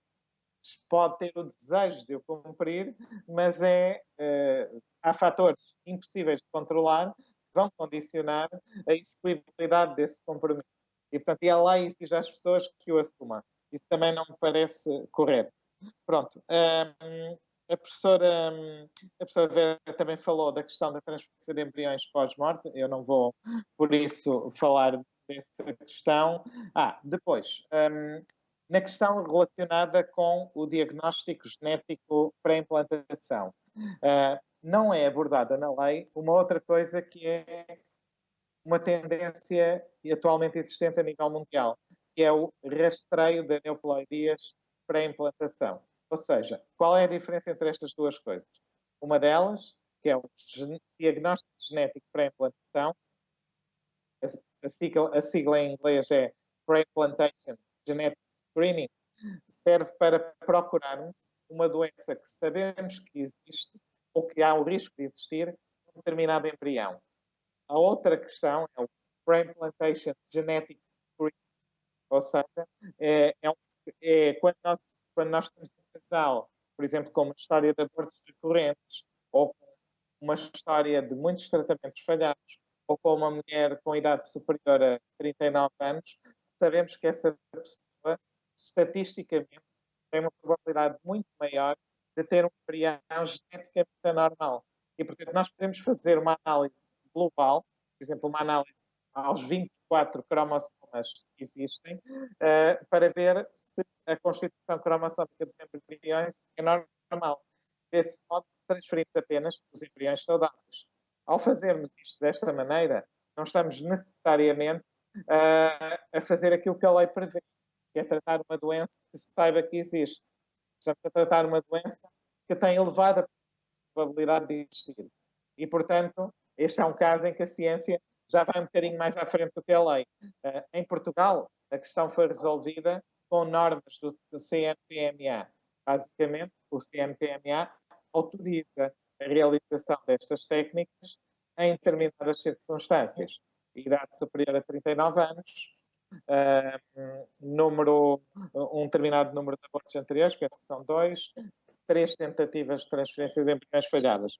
Mas esse é um aspecto que não está contemplado na lei e que poderia estar na existência de uma autoridade regulatória.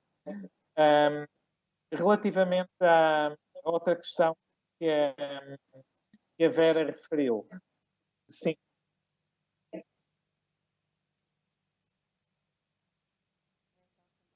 Apertados Certo, de tempo bom. para ainda irmos para o debate. Peço imensa desculpa de estar a interrompê-lo. Não, então podemos terminar por aqui, porque eu agora ia fazer alguns comentários ao que foi dito pelos outros palestrantes, mas remeto isso para o debate, não há problema. Muito obrigado. Então, poderemos, se calhar, agora abrir o debate. Eu perguntava primeiro se há questões no público que queiram colocar aos nossos oradores, ou algum comentário, alguma reflexão que queiram partilhar. Para já ainda não. Então, eu começava, enquanto as pessoas não colocam questões, eu começava por uma pergunta um bocadinho genérica, mas que me parece que toca um bocadinho as intervenções dos 3 oradores. Esta lei, ou melhor, este documento que visa a criação de uma proposta de lei em Macau, em alguns aspectos, por exemplo, que foram referidos aqui, a abertura para a questão do bebé medicamento, por exemplo, parece estar até bastante à frente, diria eu, ou ser bastante liberal em alguns aspectos. No entanto, noutros, como, por exemplo, a questão, e foi muito mencionada aqui, a questão da realidade da sociedade de Macau, uma sociedade mais conservadora, por exemplo, a norma que limita as técnicas de procriação medicamente assistida apenas a casais casados. Há aqui alguma contradição, isto numa pergunta muito geral, no próprio articulado da proposta que é feita, em que, por um lado, em termos científicos, até são previstas e defendidas algumas soluções, noutros casos não, como ouvimos aqui, algumas soluções bastante avançadas e bastante abertas ao que de último se faz na ciência e que, por outro, parece que a lei não acompanha, talvez, esses avanços que também existem na sociedade, mais em termos sociais. Não sei quem gostaria de responder primeiro, Dr. Wong Kyong.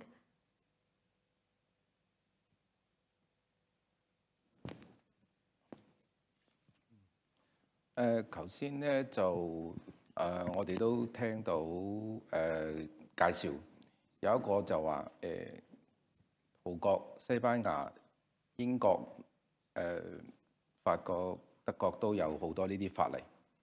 咁近年西班牙喺呢邊就做咗一個好開放嘅一個方法。亦都令到因為咁樣，令到嗰個醫學嗰個技術咧，即係輔助生育技術咧，有個好大嘅進步。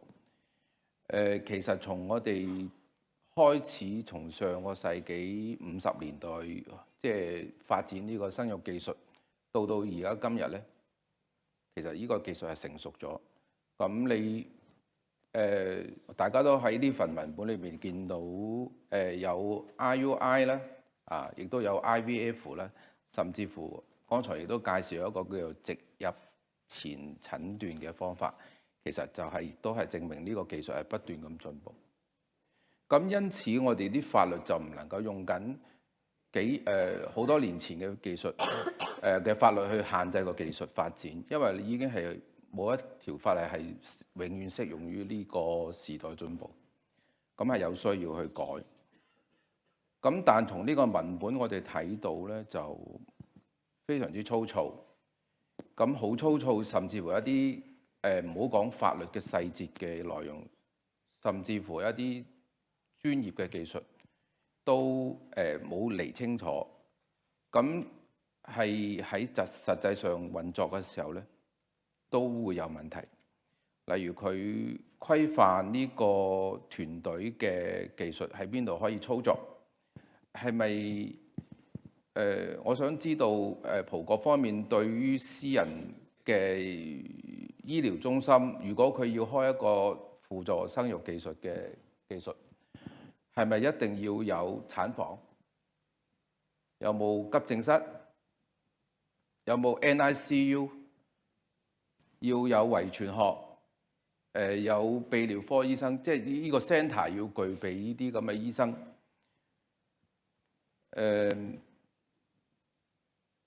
如果呢種情況喺澳門，基本上係幾乎係冇一個團隊、私人中心嘅團隊能夠係做得到呢個技術。咁所以變咗在我哋嚟講，我哋就只能夠依靠喺醫院去做。咁但係嚟講，亦都好明顯，你個技術咧就唔可能係要具備晒呢樣嘢。而澳門山頂醫院嘅發展嘅歷程裏邊嚟講咧，我哋都係有做呢個工作，但係嚟講咧，因為澳門剛才我提到就話我哋發展咁慢，係咪因為法律法規嘅問題，又或者係道德嘅問題，還是係經濟嘅問題？咁大家今日坐喺度都明，大家都好同意呢個唔係經濟嘅問題啊。咁我亦都同意中國人，即係東方人同葡萄牙人或者西方人會有道德上面嘅唔同，例如有受到宗教啊各方面嘅影響。咁呢啲都可以喺制定法律時可以考慮。但係我睇唔到就話經濟嘅問題，其實唔係話政府醫療嘅澳門嘅醫療制度咧係資助澳門市民好多方面都資助。但係唯獨是呢個輔助生育咧，做 IVF 咧，係從來都冇受過政府嘅資助。即係話，如果呢對夫婦佢想要一個 BB 嘅時候咧，係佢哋自己俾錢去做。極少嘅人係經過山頂醫院嘅婦產科嘅有2個醫生評估過係真係需要做呢個輔助生育或者 IVF 咧。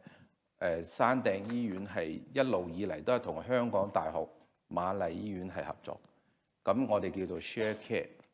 咁呢個情況之下咧 ，IVF 一直喺我哋澳門係冇開展過呢個工作，其實就配合 share care， 咁所以呢個發展係比較落後，亦都造成我哋呢個一路都係呢個法律都冇辦法喺呢度有清晰嘅定義。咁但係如果係咁嘅情況之下咧，唔代表我哋唔要做，但係嚟講咧就點樣做？咁我覺得政府應該係帶頭要做好呢個規範，因為佢呢個剛才亦都留意到，就係一個監管嘅問題啦，即係話你點樣去規範佢哋應該點樣做？澳門有個條件就同葡萄牙唔一樣，葡萄牙就有一個道德委員會，有醫療輔助技術委員會，亦都有個叫做醫生公會，叫做 Ording the Medical。咁可以大家都可以呢個對呢個工作可以有好大嘅支持。但係如果目前澳門現時呢個階段呢個法律未立之前咧，係好粗糙嘅，亦都唔全面嘅。咁所以變咗係真係我自己個人認為喺未釐清之前咧，我覺得係應該要即係話要多方面聽下各方面嘅意見啊。但係我喺私人市場工作咗3年裏邊，我見到嘅就係其實有好多技術都係唔差過政府嘅，係可以為市民做到呢個輔助生育。咁但係呢方面嚟個條件咧，可能會有一啲限制。但係我相信應該要多參考其他地方嘅一啲經驗。了解佢哋個法律，特別是而家我哋講嘅啲叫做道德倫理嘅問題啊，即係唔好話非醫療嘅性別嘅選擇啊。例如喺澳門有啲病係同一啲基因有關嘅，譬如講地中海貧血。地中海貧血如果係同型嘅夫婦結婚，萬一有咗小朋友，亦都會有嚴重嘅地中海貧血。有啲性染色體引起嘅病，例如係血友病，咁呢啲情況，如果係用呢個方法，其實都可以幫到佢。咁等等呢啲咁嘅情況，就可以由專業嘅醫生去評估咗佢係咪需要做呢個檢查。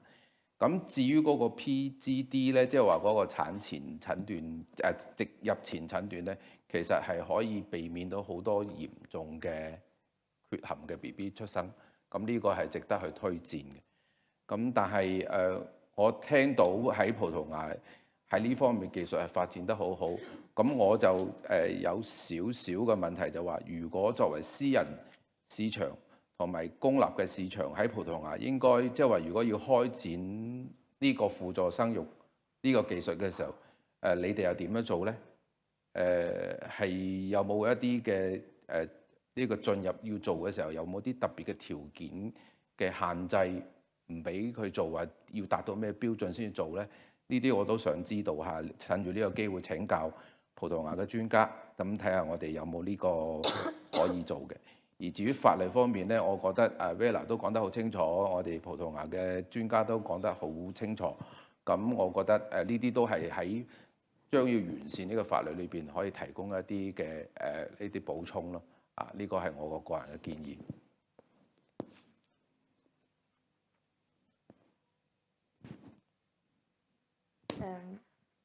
Vou traduzir muito rapidamente para o Dr. Vladimir Silva poder acompanhar.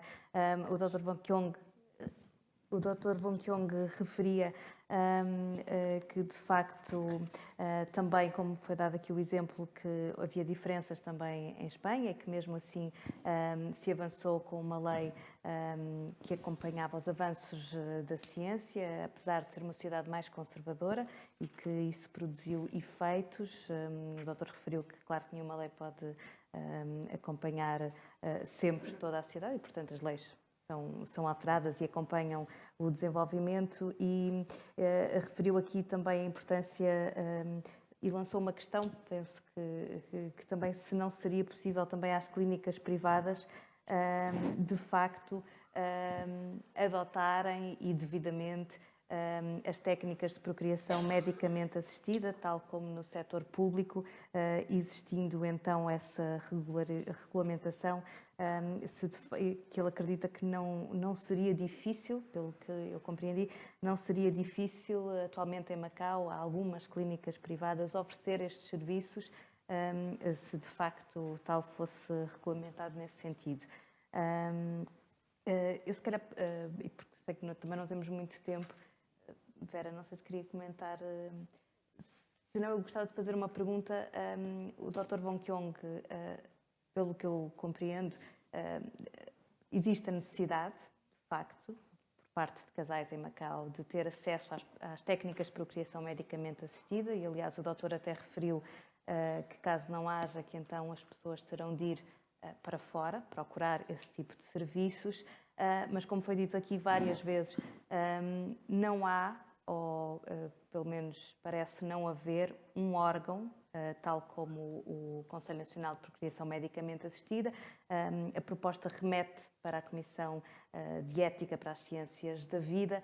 A minha questão é, há especialistas suficientes, doutor, em Macau, para, sendo num órgão específico ou não sendo num órgão específico criado de raiz, há especialistas suficientes numa equipa multidisciplinar para garantir a aplicação de uma lei deste género, tal como ela está a ser pensada neste momento?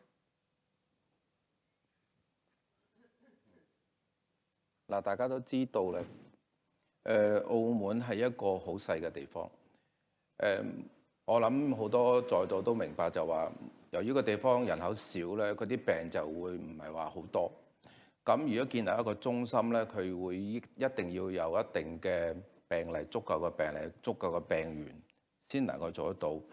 咁點解其實政府一路以嚟佢都冇去好清晰咁界定我哋建立一個單位，例如個 unidad， 即係好似個 unidad infertilidad 咁樣，即係唔係一個中心，而係一個分支 division 去幫佢做，因為我哋唔係咁多呢啲咁樣嘅人。咁特別是係醫生咧，如果佢哋仲要去專門去做嗰樣嘢，同埋一個中心去做咧，澳門暫時即係咁多年嘅發展嚟講，係未有呢啲咁樣嘅人去做到呢樣嘢。咁當然你個建議係好嘅，就話如果有一個專門嘅部門，主要係做呢個工作嘅咧，咁冇錯係對我哋發展係有幫助。我舉一個例子，澳門咁多年都搞咗一個叫做，自從1998年開始做篩查先天性畸形唐氏綜合症，我哋都係一路都係同香港同我哋一齊合作做嘅。genetic 嘅抽羊水咧，都係送去香港做。點解有人問點解你唔會喺澳門建立一個羊水嘅染色體 genetic 嘅中心去自己做咧？因為我哋嘅病人唔多。與其我哋自己建立一個好龐大嘅中心去做好少嘅嘢，呢個係我哋叫做經濟效益係唔啱嘅，即係話 cost effective。咁所以變咗咧，我哋就同香港咧就一直都係處於一種合作嘅關係，我哋將我哋嘅澳門嘅病例送去香港做。咁變咗其實我舉呢個例子就澳門係一路都係唔足夠條件係開一個咁嘅中心。當然如果能夠開得到係最好，不過咧就政府嘅支出就好多啦，因為佢有一個基本嘅團隊，但係最重要喺醫療嘅 aspect 即係嗰個角度去睇咧，你要有足夠嘅病例先至能夠做到一個中心。咁變咗咧，如果以一年嚟咧，大概需要抽羊水嘅病人都係300-400人，咁你變咗就唔係好多人。咁所以變咗，如果係咁樣同呢個開一間大嘅 centre 去處理咁少嘅嘢咧，咁呢個就係變咗就唔係太好。但係如果剛才你提議嘅話，如果我哋喺澳門能夠有一個專門嘅中心做呢個 IVF 呢個輔助生育技術嘅話咧，咁將會係對澳門人係一個好好嘅福音嚟嘅。但係就目前未有，希望將來會有。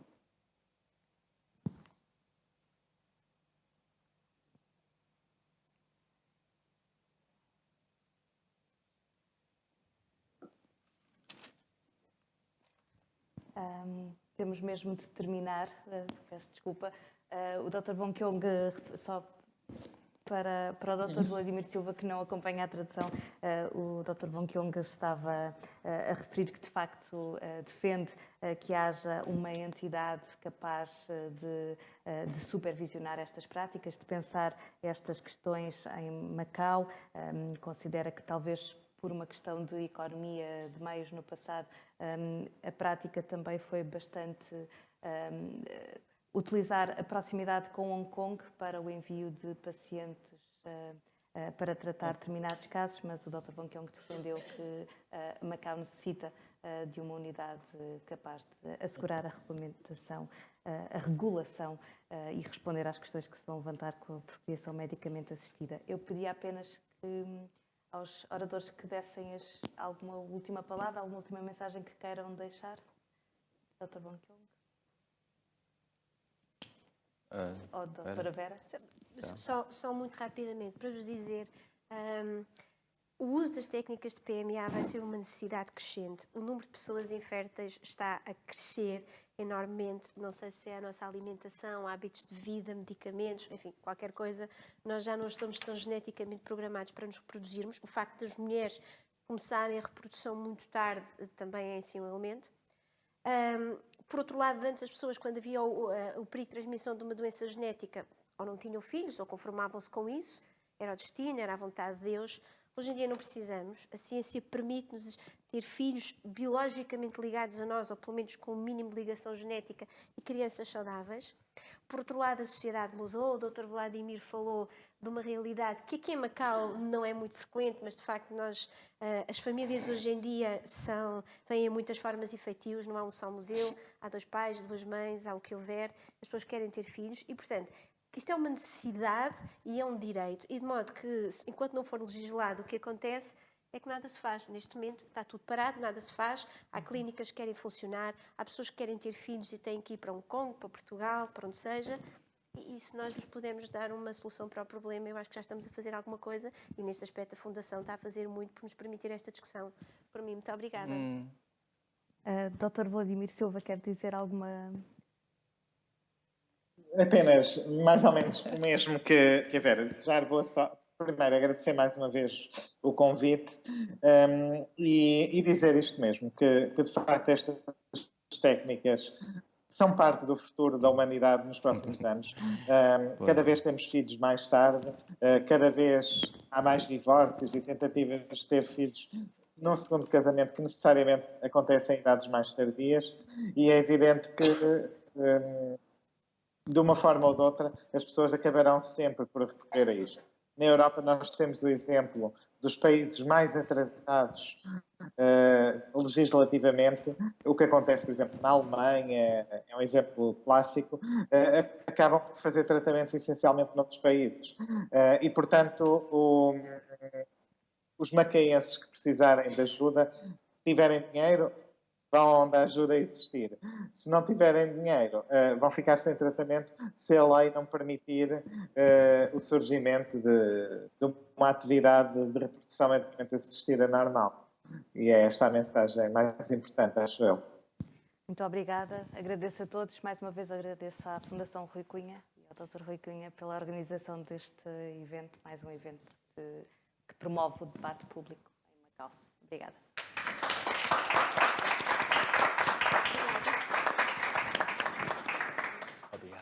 Muito obrigada.